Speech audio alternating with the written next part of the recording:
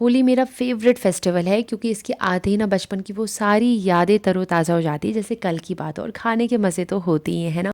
तो आज शेयर कर रही हूँ आपसे गुजिया की रेसिपी बहुत सारे टिप्स के साथ, जिससे कि आपकी गुजिया बहुत अच्छे से बनेगी। क्योंकि अब जल्दी होली आने वाली है, तो अच्छा है कि टाइम से गुजिया बना कर रख लो, जिससे कि होली के टाइम पे आप किचन में कम और बाहर ज़्यादा इंजॉय कर सको। तो यहाँ पर मैंने 2 बड़े चम्मच घी के ले लिए हैं। एक और चीज़, गुजिया वगैरह ये सारी चीज़ें बनाने में ना टाइम बहुत लगता है, मेहनत बहुत लगती है, लेकिन ये चीज़ें हैं कि जो यादें इससे जुड़ जाती है ना आपके बच्चों के साथ आपकी, वो आगे फिर कंटिन्यू होती है। और दूसरी चीज़ की प्योरिटी, कि आप जो घर पर बना के दे रहे हैं अपने बच्चों को, पूरी तरीके से हेल्दी है, उसमें कोई भी चीज़ मिलावट नहीं है। तो इसलिए इस तरह की चीज़ें ना मार्केट से लाने से अच्छा है कि घर पर बनाएं। तो यहाँ पर मैंने टोटल 2 कटोरी सूजी ली है और इसको मैं अच्छे से भून लेती हूँ। सूजी वही जिससे हम नॉर्मल घर पर हलवा वगैरह बनाते हैं, वही मैंने यूज़ की है। सूजी का अगर बिल्कुल एक्चुअल अच्छा टेस्ट चाहिए, अच्छे से भुनी हुई चाहिए, तो लो टू मीडियम फ्लेम पे इसको भूनना चाहिए। थोड़ा टाइम ज़्यादा लगता है, लेकिन बहुत अच्छे से भुनती है। और अगर ज़्यादा ब्राउन आपको पसंद है तो ब्राउन भी इस तरह से सूजी को रख सकते हैं, या कम ब्राउन अगर आपको पसंद है तो ऐसा भी कर सकते हैं। मैंने दोनों तरीके से इस बारी गुजिया को बनाया, क्योंकि मैंने 2 बैच में ये बनाई, तो दोनों में ही टेस्ट बहुत अच्छा है। बस थोड़ा आपने भूनना इसको तसल्ली से है कि कच्चापन ना इसमें रहे। भुनी हुई सूजी को अब मैंने कढ़ाई से निकाल लिया है और इसमें डाल रही हूँ मैं 2 छोटे चम्मच घी, और इसमें ऐड करेंगे अब चिरौंजी को, किशमिश और काजू को, और इनको भी अच्छे से भून लेंगे। कच्ची चीज़ अगर हम डालते हैं ना, तो हमारी जो गुजिया है उसकी शेल्फ लाइफ कम हो जाती है, इसलिए थोड़ा सा इसको ज़्यादा दिनों के लिए चलाने के लिए सारी चीज़ें अगर भुनी हुई डालें तो इसकी शेल्फ लाइफ बढ़ जाती है। तो अब हमारे ये नट्स वगैरह भी डन हो चुके हैं, तो अब इनको निकाल लेते हैं अलग और इनको थोड़े छोटे छोटे पीसेस में कट कर लेते हैं। तो अब बारी आती है गुजिया के मेन इंग्रेडिएंट की, यानी कि खोया, जिससे कि एक्चुअल टेस्ट आएगा। तो यहाँ पर मैंने लिया है 1.25 किलो तक खोया,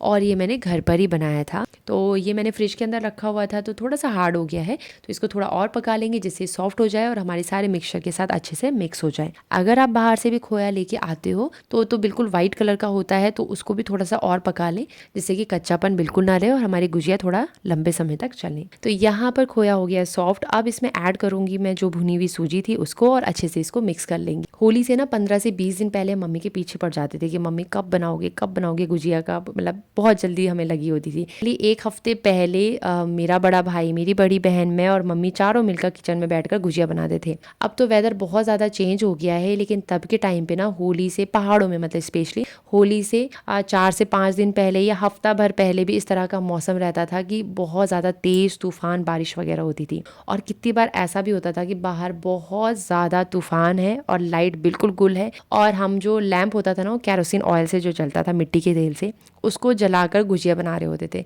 तो वाकई होली सिर्फ एक त्योहार नहीं है मेरे लिए तो वो सारी यादों को ना तरोताज़ा करने वाला ये त्योहार है, कि सब पुरानी बचपन की यादें फिर से याद आ जाती हैं। सूजी और खोया अच्छे से मिक्स हो गया है, तो अब इसमें ऐड कर रही हूँ मैं जो किशमिश, काजू, चिरौंजी मैंने रखा था, और इसको भी इसमें अच्छे से मिक्स कर लेती हूँ।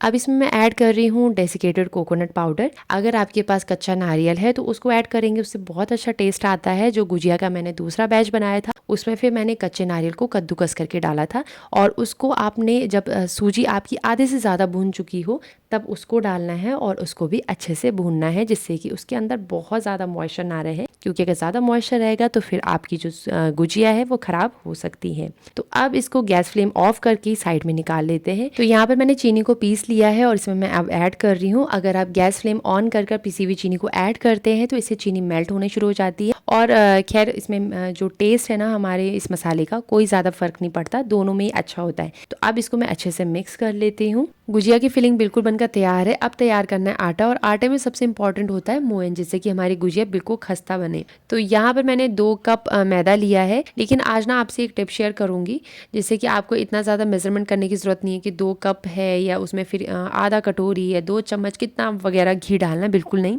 सिर्फ एक टिप आपने फॉलो करनी है। तो यहाँ पर मैं ना मेल्टेड जो घी है उसको धीरे धीरे करके डाल रही हूँ। दोनों हाथों का यूज़ कर सकते हैं, अच्छे से इसको मिक्स करना है। घी और आटे को ऐसा नहीं होना चाहिए कि घी एक साइड ही रह जाए और एक साइड आटा बिल्कुल रूखा रह जाए। बीच बीच में ना हमने इस तरह से मुट्ठी बनाकर इसको देखना है। जब इस तरह से बिल्कुल अच्छे से मुट्ठी बनने लगे, आटे को थोड़ा सा मैं अंगूठे से प्रेशर दे रही हूँ तो टूट भी जा रहा है, तो यानी हमारा जो आटे में मोयन है बिल्कुल परफेक्टली अच्छे से डला है, हमारी जो गुजिया है बिल्कुल अच्छे से खस्ता बनेंगी। अगर इस तरह से मुट्ठी इकट्ठा करके आटा जो है वो इकट्ठा नहीं हो रहा है, तो यानी फिर इसमें थोड़ा सा और मोयन डालने की ज़रूरत है, थोड़ा सा और मेल्टेड घी आप इसमें डाल सकते हो। तो ये सिंपल सी टिप है, आप चाहे मट्ठी बनाओ, चाहे गुजिया बनाओ, चाहे कुछ भी आप चीज़ें बनाओ उसमें मोयन आपने इस तरह से डालना है, तो आपकी जो मट्ठियाँ गुजिया बिल्कुल अच्छे से खस्ता बनेंगी। तो अब आटे को अच्छे से गूंथ लेते हैं, और क्योंकि अभी थोड़ा सा टेम्परेचर डाउन चल रहा है, कम है, तो अच्छा है कि थोड़ा गुनगुने पानी का यूज़ करा जाए जिससे कि घी अच्छे से आटे में मिक्स ही रहे। तो यहाँ पर आटे को अच्छे से गूंथ लिया है। अब क्लिंग फिल्म से इसको अच्छे से रैप कर दूंगी ताकि ये सूखे ना। और यहाँ पर मैंने लिया है 2 चम्मच मैदा और उसके साथ पानी में घोलकर अच्छे से इसका एक घोल बना लूंगी। सांचे की साइड में हमने इसको लगाना होता है स्लेब को, जिससे कि हमारी गुजिया फिर अंदर से खुलती नहीं। अब बनाते हैं इसके पेड़े, और पेड़े बनाने का सबसे बेस्ट तरीका यही है, स्पेशली मैदे के लिए, कि आप इस तरह से रोल बना लो और फिर उसको बीच से कट कर लो, तो इससे बिल्कुल अच्छे से आपके पेड़े बनते हैं। अदरवाइज अगर आप मैदे को आटे की तरह खींच के रोल बनाओगे ना, पेड़े बनाओगे उसके, तो फिर वो बहुत टाइम लगता है उसको मतलब बिल्कुल एक सही पेड़े का शेप लेने में।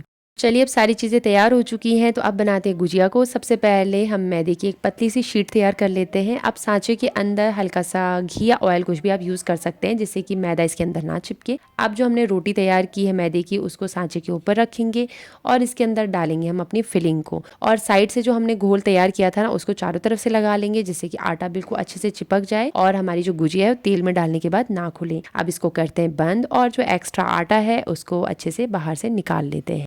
तो होली जैसे मेरे लिए बचपन की बहुत सारी अच्छी यादें हैं, वैसी मेरे दोनों बच्चों के लिए भी रहेंगी। और यहाँ पर कृष्णा तो आटे के साथ खेल ही रहा है, लेकिन अभिरत मेरी हर बार की तरह बहुत इस बार भी हेल्प की। और कुछ गुजिया अब मैंने तैयार कर ली हैं, तो इनको फ्राई कर लेते हैं। तो सबसे पहले यहाँ पर मैंने तेल गर्म करने के लिए रखा है, और तेल को जब आपने चेक करना है कि गर्म अच्छे से हो गया है, ये नहीं हुआ है, तो थोड़ा सा यहाँ पे आटे का मैंने पीस डाला है, और देखिए किस तरह से ऊपर आ गया है। तो अब हम इसमें अपनी गुजिया डालेंगे, और लो टू मीडियम फ्लेम हमने अपनी गुजिया को पकाना है, फ्राई करना है। तो गुजिया को बस दोनों साइड से अच्छे से हम ब्राउन होने तक फ्राई कर लेंगे। तो इस तरह से अब हमारी गुजिया बनकर तैयार है। अगर आपने गुजिया अभी तक नहीं बनाई है तो फटाफट से बना लो, और अगर आप बना चुके हो तो मुझे कमेंट करके ज़रूर बताना। तो मिलते हैं नेक्स्ट वीडियो में। Till then take care and bye.